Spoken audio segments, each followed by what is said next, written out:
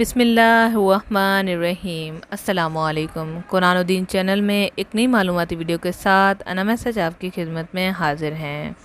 آج کی ویڈیو میں ہم آپ کے ساتھ بات کریں گے جو خواتین اولاد کے لیے کوشش کر رہی ہیں، علاج کروا رہی ہے۔ میرے پاس بھی کافی پیشنٹس موجود ہیں جو کہ اولاد نرینہ کے لیے بات کر رہے ہیں، اور اس کے اوپر میں نے ٹریٹمنٹ بھی سٹارٹ کی ہے۔ میرے سیکنڈ چینل اسپیشلسٹ انا میسج پر میں ڈیلی اس کے اوپر بات کر رہی ہوں۔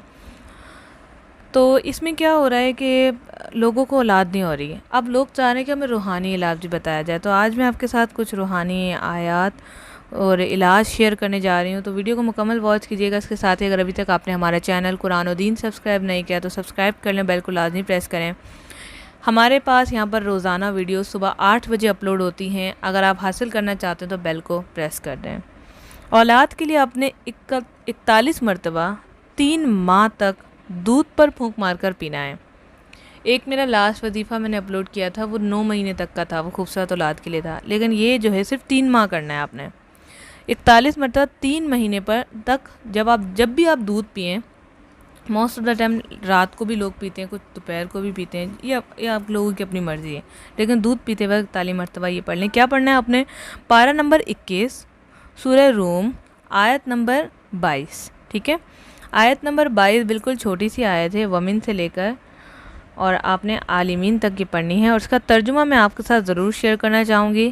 اور اس کی نشانیوں کا ایک حصہ آسمانوں اور زمین کی پیدائش، یہاں دیکھیں پیدائش کا ذکر آ رہا ہے، اس لیے ہم نے وظیفہ بھی آپ کو اسی حساب سے بتایا، پیدائش اور تمہاری زبانوں اور رنگوں کا اختلاف بھی ہے، یقیناً اس میں دانش مندوں کے لیے بڑی نشانیاں ہیں۔ بہت خوبصورت ترجمہ ہے، اور پیدائش کا ذکر ہے، تو جن لوگوں کو اولاد نہیں ہو رہی، جب وہ قرآن کی آیات پڑھیں گے، مسلسل کثرت سے پڑھیں گے اور دودھ پر پھونک مار کے پئیں گے، جب وہ دودھ آپ کے پیٹ میں جائے گا تو اللہ پاک ضرور شفائے کاملہ عطا کرے گا انشاءاللہ تعالی۔ میری بھی دعا ہے کہ جو شخص اسے سن رہا ہے، عمل کر رہا ہے، آگے شیئر کر رہا ہے، اللہ پاک اسے ضرور اولاد نرینہ عطا کرے۔ یہ ایسی محرومی ہے کہ جب ہم کسی اور کی اولاد کو دیکھتے ہیں تو ہم یہ محسوس کرتے ہیں کیا ہم جنت کے حقدار نہیں؟ اے اللہ، میں نے شادی کی، میں نے ہر چیز کی قربانی دی، سسرال کو منہ دیا، شوہر کا ہر کام کیا، تو نے مجھے جنت کا حقدار نہیں بنایا؟ اس لیے دعا مانگتے ہیں ہم، اللہ تعالیٰ سے کبھی شکوہ نہیں کرنا چاہیے، بس دعائیں مانگنی چاہیے۔ جو شخص اللہ سے شکوہ کرتا ہے نا، اللہ تعالیٰ اور دیر کر دیتا ہے۔ اللہ پاک کہتا ہے کہ اس کو شکایتیں مجھ سے اتنی ہیں، یہ یقین تو کرے ایک بار۔